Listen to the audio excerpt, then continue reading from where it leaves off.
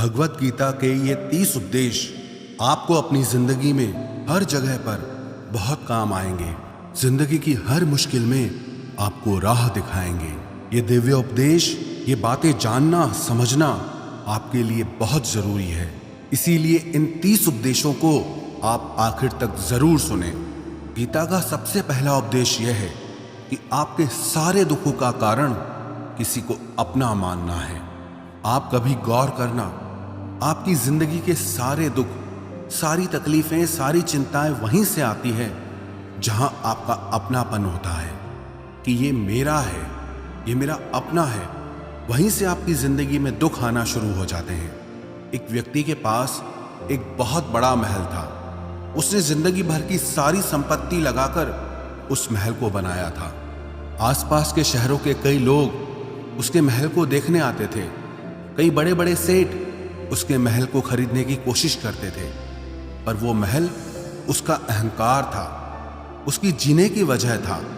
उसका उस महल में बहुत मोह था।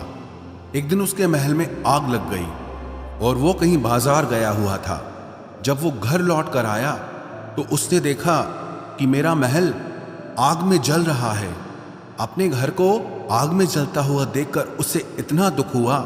उसने कहा, अगर ये महल नहीं रहेगा तो मैं भी जिंदा नहीं रहूंगा। अगर मेरा महल ही जल रहा है तो मैं जी के क्या करूंगा।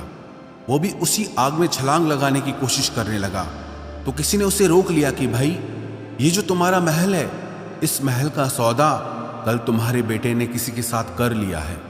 जब उसे पता चला कि ये महल अब मेरा नहीं रहा, किसी और का हो चुका है, तो उसकी सारी चिंता खत्म हो गई। जैसे और लोग उस जलते हुए महल को देखकर तमाशा देख रहे थे, वैसे ये भी खड़ा हो गया। इतनी ही देर में उसका बेटा आया। वो अपने बेटे को देखकर बहुत प्रसन्न हुआ। उसे आशीर्वाद देने लगा कि तेरे जैसा बेटा तो बहुत भाग्यों से मिलता है। तूने तो मेरी जिंदगी बचा ली। आज इस घर में आग लगी है और तूने कल ही इसका सौदा कर दिया। वो अपने पिताजी से कहने लगा कि पिताजी, मैं इस महल के सौदे के लिए बात तो करने गया था, पर सौदा अभी पक्का हुआ नहीं है। जब उसके पिता ने यह सुना कि अभी इस महल का सौदा हुआ नहीं है, तो वो फिर फूट फूट के रोने लगा, फिर अपनी छाती पीटने लगा। महल वही है, इंसान वही है, लेकिन जब महल मेरा है तब वो दुख भी देता है, खुशी भी देता है। लेकिन जब वो मेरा नहीं है, उससे मेरा कोई रिश्ता नहीं है, तो सारे दुख ही खत्म हो जाते हैं। ऐसे ही जिंदगी में जब किसी जगह को, किसी इंसान को, किसी रिश्ते को, किसी काम को हम अपना मान लेते हैं, मेरा मान लेते हैं, तो वहीं से ही सारे दुखों की शुरुआत होती है, वहीं से हर तकलीफ की शुरुआत होती है। तो श्रीमद् भगवत गीता का पहला उपदेश यही है कि आप जैसे ही किसी को अपनी जिंदगी जीने की वजह मान लेते हो कि इसके बिना तो मैं जी ही नहीं सकता, तो वो चीज, वो इंसान, वो काम आपको बहुत दुख देता है। गीता का दूसरा उपदेश यह है कि अवश्यमेव भोक्तव्यम कृतम कर्म शुभाशुभम, कि आपने कोई भी कर्म किया हो उसका फल आपको जरूर भोगना पड़ेगा। अगर आपने अच्छे कर्म किए हैं तो जाने अनजाने किसी मुश्किल वक्त में आपको वो आपके अच्छे कर्म उस मुश्किल वक्त से बचा लेंगे। अगर आपने गलत कर्म किए हैं, पाप किया है, तो उसकी सजा भी आपको जरूर मिलेगी। वो इंसान कितना ही छुप कर कर्म करे, चाहे वो कितना ही चालाकी से कर्म करे, लेकिन कहते हैं कि उस परमात्मा के, ईश्वर के चारों तरफ कैमरे लगे हुए हैं। हमारे एक एक कर्म पर वो प्रकृति, वो परमात्मा अपनी दृष्टि बनाए रखते हैं। हमारे एक एक कर्म का हिसाब होता है। एक गांव में 2 मित्र रहते थे। उन दोनों ने विचार किया कि इस गांव में हम धन नहीं कमा पा रहे। वो दोनों धन कमाने के लिए शहर में चले गए। कुछ वर्ष वहां रहकर उन्होंने काफी धन कमाया। फिर सोचा कि अब हम अपने घर वापस चलते हैं। पर्याप्त मात्रा में हमने धन कमा लिया है। उस समय पे यातायात की इतनी सुविधाएं नहीं होती थी। वो अपने बैलों पर ही यात्रा कर रहे थे। चलते चलते मार्ग में रात हो गई, तो उन्होंने विचार किया, आज रात हम यहीं विश्राम करते हैं। एक मित्र ने कहा कि मैं यहाँ पर रहकर धन की रक्षा करता हूँ, तुम बाजार जाकर भोजन की व्यवस्था कर लो। जब वो मित्र बाजार गया तो उसके मन में पाप आ गया। उसने कहा, इतना पैसा हमने कमाया है, अगर मैं इसको यहीं जंगल में मार दूं तो सारा पैसा मेरा हो जाएगा, नहीं तो मुझे इसका आधा धन इसको देना पड़ेगा।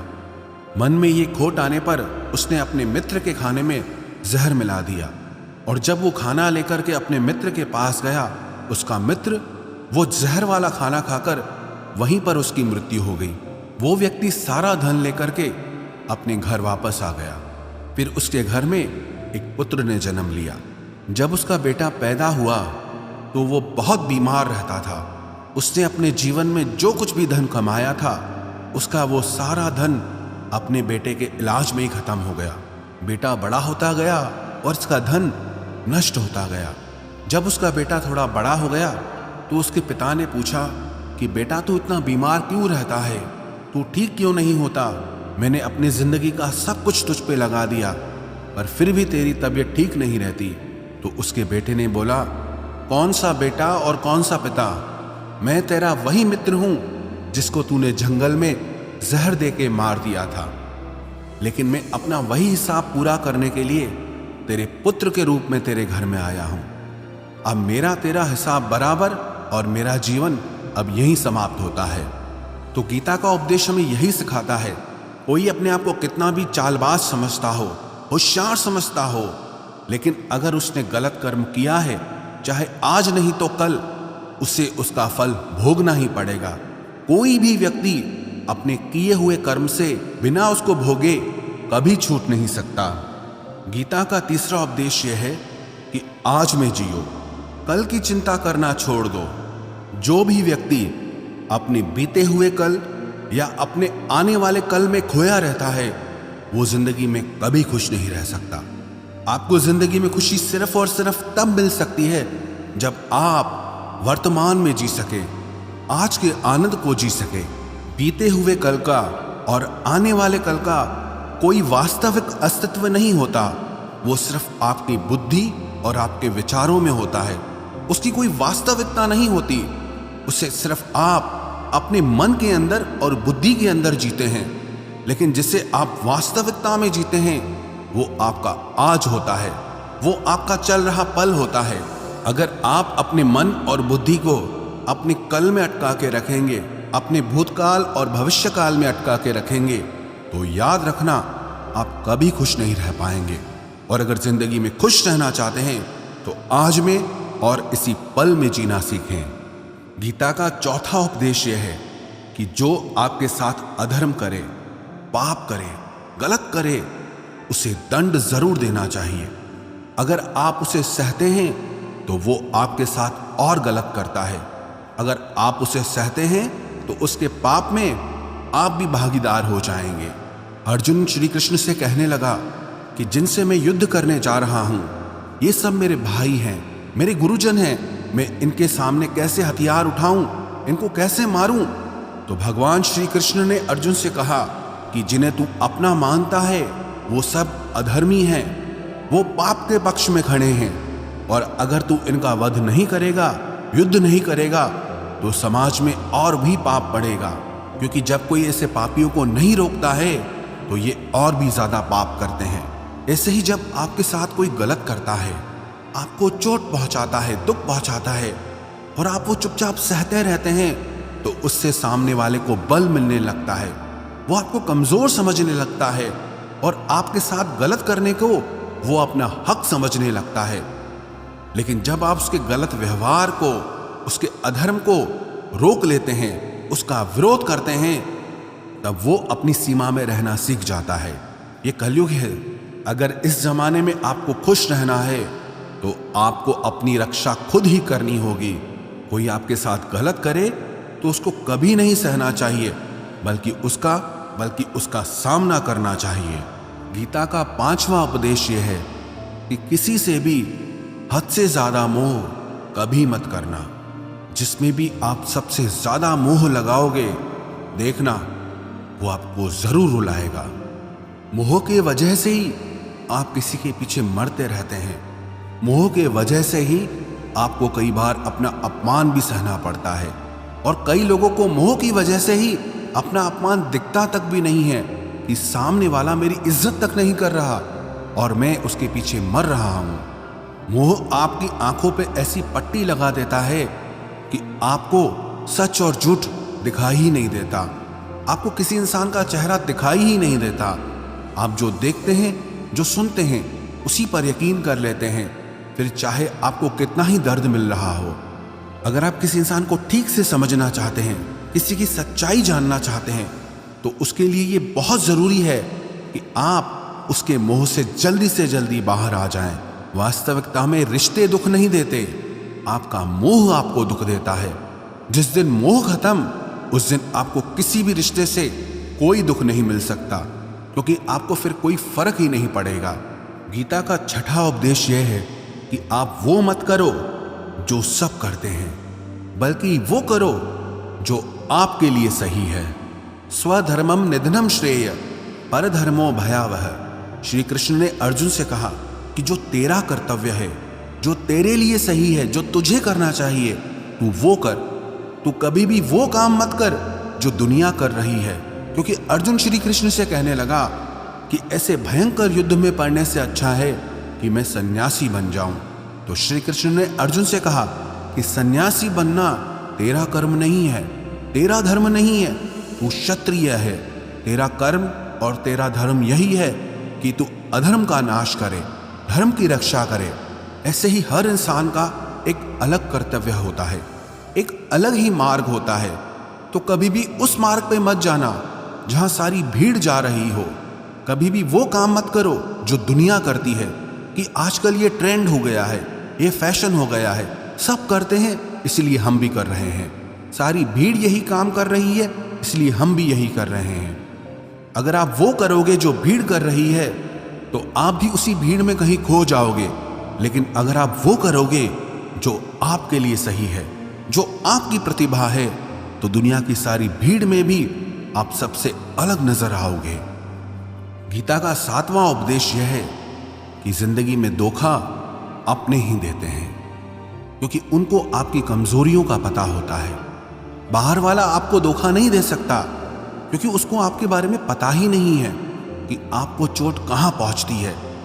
लेकिन जो आपका अपना है, आपका खास है, उससे बहुत गहराई से पता होता है कि इसकी कमजोरी क्या है, क्या ऐसा करें जिससे इसको दर्द पहुंच सकता है, जिससे इसको हम नीचा दिखा सकते हैं, इसको चोट पहुंचा सकते हैं। ये कलयुग है, इसमें बाहर वालों से नहीं, जो हमारे अपने हैं उनसे ही सावधान रहना होता है। महाभारत का युद्ध दो अलग राजाओं में नहीं हुआ, बल्कि एक ही परिवार के भाइयों में हुआ था। सब आपस में एक ही वंश के लोग थे। कितनी बार दुर्योधन ने जहर देकर के भीम को मारना चाहा, न जाने कितनी बार दुर्योधन ने पांडवों को जान से मारने की कोशिश की। वो उसका पराया नहीं था, उसका भाई था। सारी लड़ाइयां घर के अंदर ही होती है, बाहर कौन लड़ेगा हमसे? घर में ही सारे झगड़े होते हैं। तो आपको चोट सिर्फ वही लोग पहुंचा सकते हैं जो आपके अपने हैं। आपको धोखा सिर्फ वही लोग दे सकते हैं जो आपके अपने हैं। गीता का 8वां उपदेश यह है, जो इंसान अपनी रक्षा खुद नहीं कर सकता, उसकी रक्षा भगवान भी नहीं कर सकते। श्री कृष्ण ने अर्जुन से कहा, तस्मात् सर्वेषु कालेषु माम अनुस्मर युध्य च, कि हे अर्जुन, तू हर काल में मेरा स्मरण करते रहना और युद्ध भी करते रहना। अर्जुन ने श्री कृष्ण से पूछा कि ये युद्ध तो कुछ दिनों में समाप्त हो जाएगा, लेकिन आप कह रहे हैं कि तू हमेशा मेरा स्मरण करता रहे और युद्ध करते रहना। हमेशा युद्ध करने का क्या मतलब है? तो श्री कृष्ण ने अर्जुन से कहा कि ये जिंदगी ही रणभूमि है। इस जीवन में सुख दुख आते रहेंगे और तुझे उनका डट के मुकाबला करना है। श्री कृष्ण ने ये नहीं कहा कि तू चुप करके बैठ जाना और मैं लड़ाई करूंगा। बहुत गहराई है गीता के ज्ञान में। हमारे जीवन की डोर भी संभाल के ईश्वर बैठे हैं, लेकिन युद्ध हमें ही करना है। ईश्वर को याद करना है कि हे ईश्वर, मुझे शक्ति देना, मुझे समझ देना, मुझे बुद्धि देना, ताकि मैं अपनी जिंदगी की सारी लड़ाइयां जीत सकूं, मैं जिंदगी में सही मार्ग पे चल सकूं। लेकिन आपको अपनी लड़ाई भी खुद लड़नी पड़ती है। जो लोग ये कहते हैं कि हम कुछ नहीं करेंगे, सब वो ईश्वर करेगा, तो कहते हैं कि आलसी इंसान को देखकर तो भगवान भी घबरा जाता है। कि ये कुछ नहीं करेगा। भगवान ने बुद्धि दी है, समझ दी है। ईश्वर आपको प्रेरणा देते हैं, शक्ति देते हैं, लेकिन आपको अपनी रक्षा स्वयं ही करनी होगी। गीता का नवा उपदेश यह है कि कोई भी ऐसी गंदी आदत खुद को मत लगने देना जो आपकी जिंदगी बर्बाद कर दे। कहीं ना कहीं महाभारत का ये युद्ध एक जुआ की आदत की वजह से ही शुरू हुआ था। सारा खेल वहीं से शुरू हुआ था। एक ऐसी जुआ की लत जहां युधिष्ठिर ने अपने भाइयों को दांव पर लगा दिया, अपनी पत्नी को दांव पर लगा दिया। ऐसा जीतने का नशा कि अपना सब कुछ गंवा दिया। ऐसे ही हम भी अपनी जिंदगी में जब कोई ऐसी गंदी आदत लगा देते हैं, चाहे वो कोई भी हो, चाहे वो नशे की हो, मोबाइल की हो, किसी इंसान की हो, कोई गलत काम करने की हो, कोई भी गलत आदत जो आपको बर्बाद कर सकती है, अगर आप उसको नहीं छोड़ोगे तो आपका सब कुछ खत्म हो जाएगा। इससे पहले कि आपकी आदत आपको खत्म करे, आप अपनी गलत आदतों को खत्म कर दीजिए। गीता का 10वां उपदेश यह है कि आलसी इंसान कभी कुछ हासिल नहीं कर सकता। अधिकतर लोग सिर्फ योजनाएं बनाते रहते हैं कि मुझे बड़ा घर चाहिए, मुझे बड़ी गाड़ी चाहिए, मैं दुनिया घूमना चाहता हूँ, क्या क्या चाहिए ये हर कोई सोच लेता है, लेकिन उस पर मेहनत करना वो बहुत कम लोग करते हैं। क्योंकि चाहना बहुत आसान है, लेकिन उसके लिए कर्म करना वो बहुत मुश्किल है। एक अच्छा फिट शरीर हर कोई चाहता है, लेकिन उसके लिए व्यायाम करना, एक्सरसाइज करना वो आपको ही करना होगा। जो इंसान आलसी बन के बैठ जाता है, ना उसे अच्छा शरीर मिलता है और ना ही अच्छा जीवन मिलता है। तो जिंदगी में अगर कुछ पाना चाहते हो ना, आलस्य को अपनी जिंदगी से जरूर दूर कर देना। आलस के चलते आपको कुछ मिलने वाला तो नहीं, लेकिन जो आपके पास है आप वो भी गंवा दोगे। गीता का 11वां उपदेश यह है कि जिंदगी में अगर खुशी चाहते हो तो मन की गुलामी का त्याग कर दो। कई लोग कहते हैं कि हम करना तो बहुत कुछ चाहते हैं, लेकिन कुछ कर नहीं पाते। पता भी सब कुछ है कि क्या करने से हमारी जिंदगी बेहतर हो सकती है, क्या चीज है जो हमको नुकसान पहुंचा रही है, लेकिन फिर भी कुछ कर नहीं पाते। समझते सब कुछ हैं, लेकिन समझ कर भी, चाह कर भी कुछ कर नहीं पाते। वो इसीलिए होता है क्योंकि आप अपने मन के गुलाम बन चुके हो। अरे लोग तो अपनी जीभ का स्वाद तक नहीं छोड़ पाते, फिर कहते हैं कि हम पतले नहीं हो पाते हैं, फिट नहीं हो पाते हैं, सक्सेस नहीं मिल रही है। क्योंकि जो आपको करना चाहिए आप वो करते नहीं हैं। आपका मन सब कुछ समझ कर भी आपको वो करने नहीं देता। इसलिए जिंदगी में अगर आगे बढ़ना है, मन से चलना छोड़ दो। जो आपके लिए सही है वो आपको करना ही पड़ेगा। गीता का 12वां उपदेश यह है कि जो आपका है वो आपको मिलकर ही रहेगा, और जो आपको नहीं मिला है उसके लिए रोना छोड़ दो।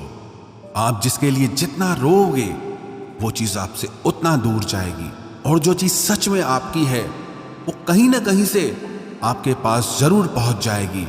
इसलिए जो आपको जिंदगी में हासिल नहीं हो रहा या हासिल नहीं हुआ, उसका पछतावा करना, उसके लिए रोना आप बिल्कुल बंद कर दो।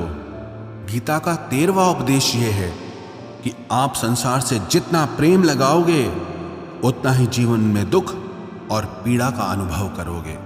गीता का 14वां उपदेश यह है कि जिस इंसान को बात बात पर क्रोध आता है, सुख और शांति उसके जीवन में कभी नहीं आ सकते। क्योंकि जो इंसान बहुत ज्यादा क्रोधी होता है ना, उसके सारे मित्र उसे छोड़कर चले जाते हैं। वो मन में भी कुढ़ता रहता है, वो अपने मन में भी दर्द में ही जीता है, तकलीफ में ही जीता है। ज्यादा गुस्सा करके, ज्यादा क्रोध करके जो भी आपके पास है, देखना आप उसे भी नष्ट कर दोगे। और ऐसे इंसान को शांति तो कभी मिलने वाली नहीं है। इसलिए अपनी जिंदगी में शांति चाहते हो तो बात बात पर गुस्सा करना छोड़ देना चाहिए। गीता का 15वां उपदेश यह है कि चाहे आप किसी की मदद करो या ना करो, लेकिन जानबूझकर कभी किसी का दिल नहीं दुखाना चाहिए। क्योंकि जब किसी का दिल आपकी वजह से दुखता है ना, तो याद रखना आपको भी वो दर्द एक दिन जरूर मिलेगा। क्योंकि जब आप किसी का दिल दुखाते हैं तो आपको पता नहीं चलता, लेकिन जब कोई आपका दिल दुखाता है तब आपको समझ में आता है कि दिल पर चोट लगने से कितना दर्द होता है। इसलिए चाहे आप किसी की मदद करो या ना करो, लेकिन किसी का दिल कभी नहीं दुखाना चाहिए। गीता का 16वां उपदेश यह है, जो मुश्किल वक्त में, जो दुख के समय में आपका साथ दे, सिर्फ वही आपका अपना है, बाकी सब पराए हैं। अपनेपन का नाटक करने वाले बहुत लोग होते हैं, बड़ी बड़ी बातें करने वाले बहुत लोग होते हैं कि हम आपसे बहुत प्रेम करते हैं, कोई भी दुख हो, कोई भी तकलीफ हो, हमें याद करना। लोग दुख उठाने की बात करते हैं, लोग आने जाने की बात करते हैं, हाथ मिलाना तो ठीक से नहीं जानते और दिल मिलाने की बात करते हैं। जब सच में आपकी जिंदगी में तकलीफ आएगी ना, तब आपको समझ में आ जाएगा कि आपका साथ देने के लिए कौन खड़ा है। क्योंकि उस समय पे सारे लोग भाग जाते हैं, क्योंकि लोगों को पता होता है कि ये व्यक्ति हमारे पास आया तो हमसे मदद ही मांगेगा, हमको कुछ दे नहीं पाएगा। लोग आपसे सिर्फ तभी रिश्ता रखते हैं कि आप उन्हें कुछ दे सकते हैं, आपसे उन्हें कुछ फायदा हो सकता है।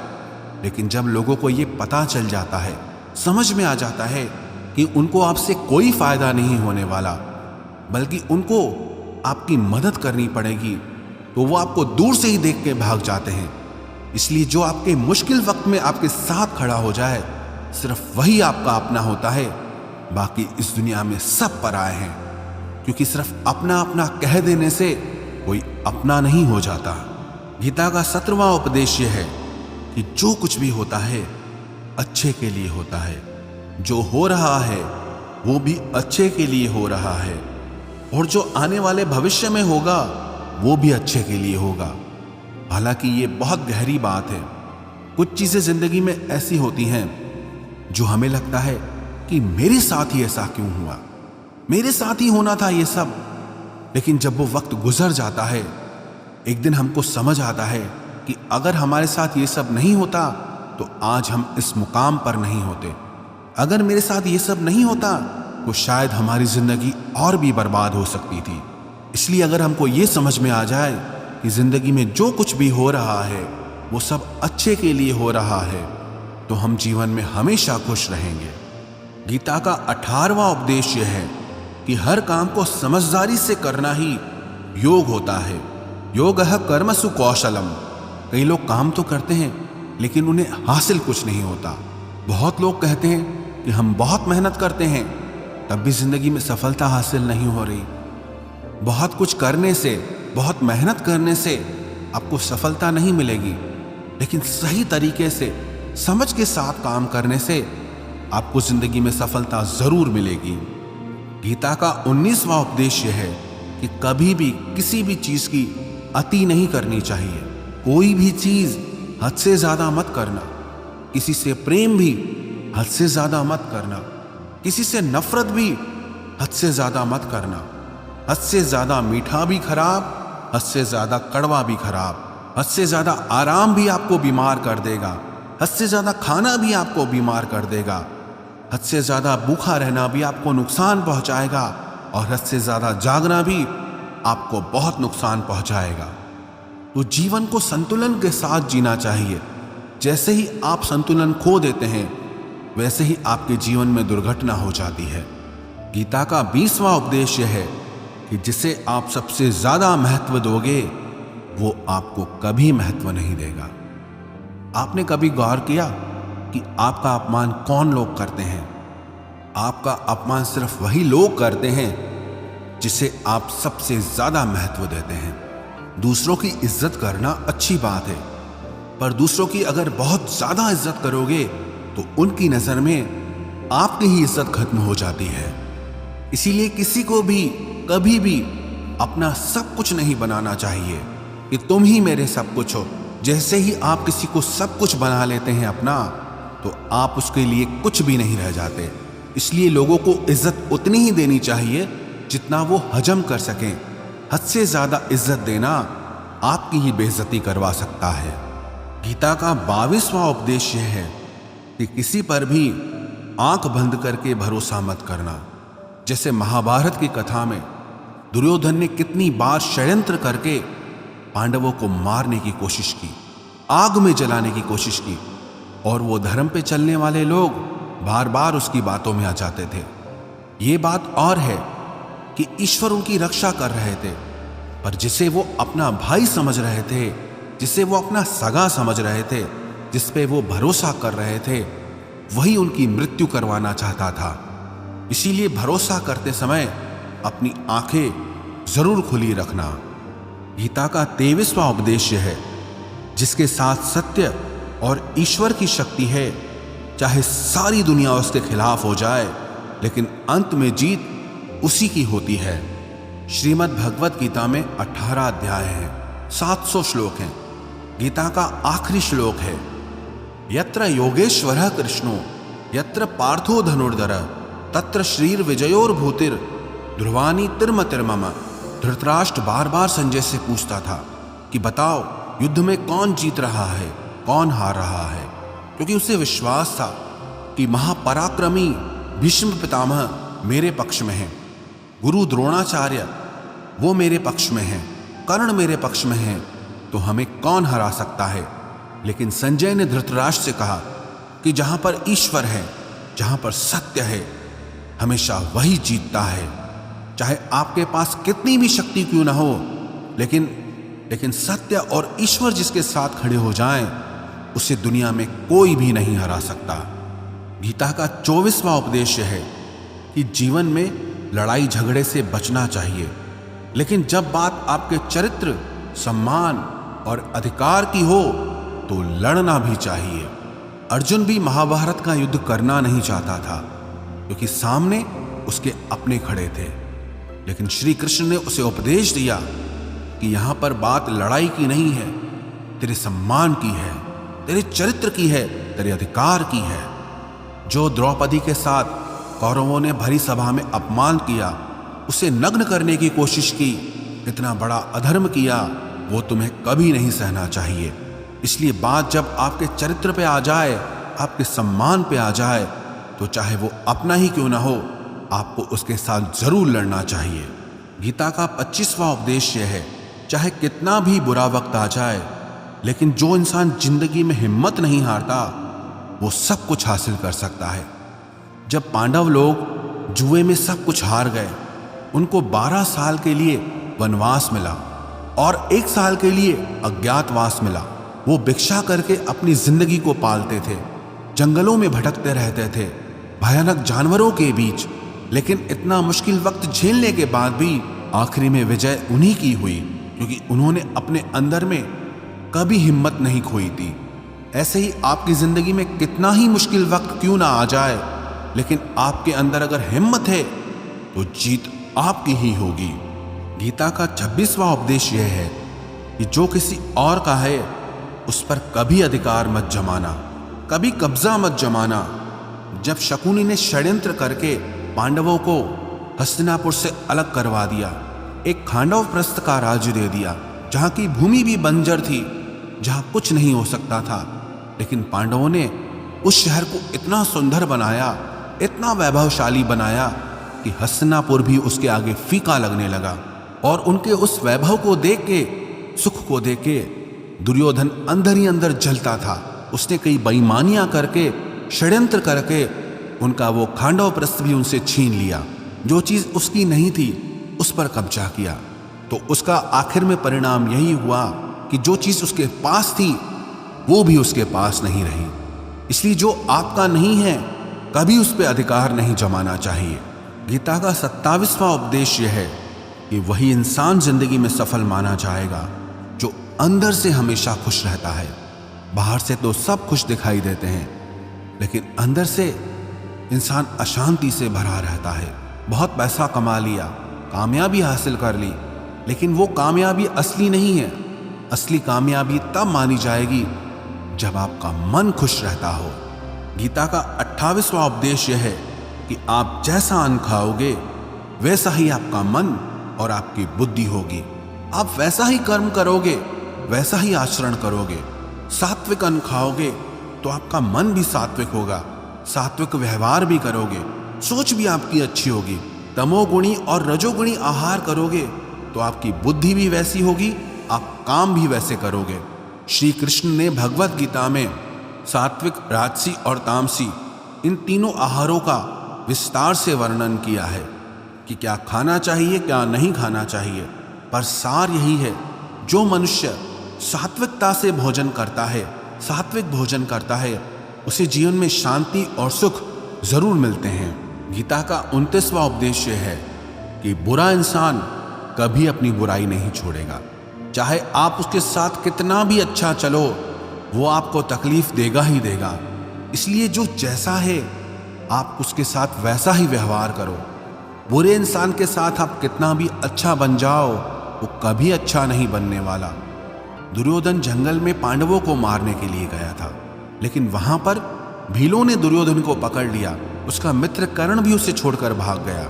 वो भील दुर्योधन को मार देना चाहते थे, लेकिन युधिष्ठिर अपने भाई की रक्षा करने के लिए वहां पहुंच गया, उसके जीवन की रक्षा की। लेकिन उसके बाद भी वो हमेशा पांडवों का नुकसान ही करता रहा।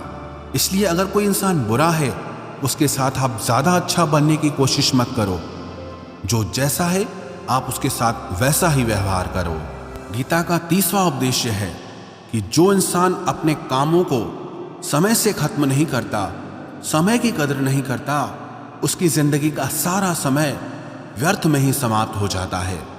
क्योंकि समय ही आपका जीवन है। अगर आप समय को व्यर्थ ही नष्ट करते रहेंगे, व्यर्थ के कामों में गंवा देंगे, तो आपको जीवन में कुछ भी हासिल नहीं होगा। अगर कुछ जिंदगी में पाना चाहते हो तो समय की कदर जरूर करना। जो भी व्यक्ति गीता के इन 30 उपदेशों को रोज सुनेगा, समझेगा, तो जिंदगी की कितनी भी मुश्किल से मुश्किल घड़ी क्यों ना आ जाए, उसे ऐसे मुश्किल समय में भी रास्ता जरूर मिल जाएगा।